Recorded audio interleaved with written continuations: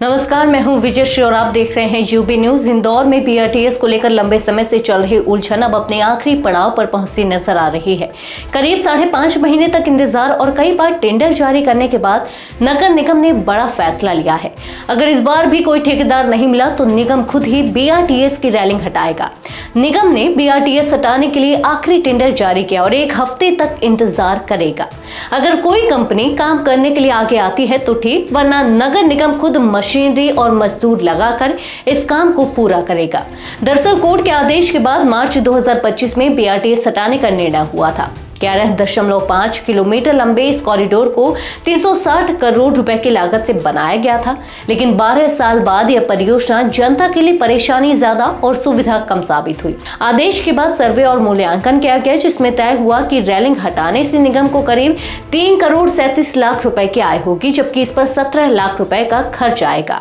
पहला काम श्यामा जी वाटिका से जीपीओ तक सांकेतिक रूप से शुरू भी कर दिया गया था, लेकिन असली समस्या आई ठेकेदार ढूंढने में। अप्रैल और जून में 3 बार टेंडर निकाले गए, शर्तों में ढील भी दी गई, फिर भी कोई ठेकेदार तैयार नहीं हुआ। पिछली बार एक कंपनी ने 1 करोड़ 50 लाख रुपए का ऑफर दिया था, जिसे निगम ने मंजूर नहीं किया। एमआईसी सदस्य राजेंद्र राठौर ने बताया कि इस बार टेंडर को 7 दिन के लिए आगे बढ़ाया गया है।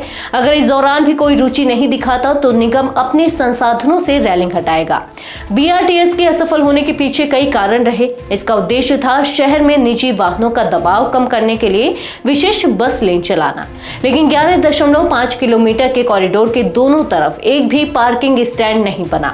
लोग घर से गाड़ी लेकर कॉरिडोर तक आए और वहां पार्क करें, ये योजना कभी जमीन पर नहीं उतर पाई। इसके अलावा फीडर सड़कों की कनेक्टिविटी कमजोर रही।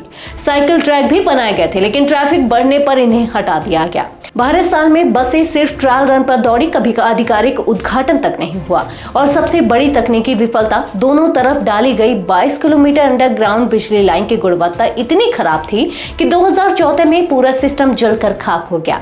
अब नगर निगम का लक्ष्य है कि किसी भी तरह इस बीआरटीएस की रेलिंग हटाकर सड़कों को फिर से आम ट्रैफिक के लिए खोल दिया जाए। शहरवासी भी इस फैसले का लंबे समय से इंतजार कर रहे हैं, ताकि सड़कें फिर से चौड़ी हो सके और यातायात सुचारू हो सके। आज के लिए बस इतना ही। अगर आपके इलाके में कोई समस्या है तो आप चुप मत रहिए, अपनी शिकायत हमें भेजिए। यूबी न्यूज आपकी आवाज को जिम्मेदारों तक पहुंचाएगा, निष्पक्षता और गोपनीयता के साथ। यूबी न्यूज, जनता की आवाज, जनता की ताकत।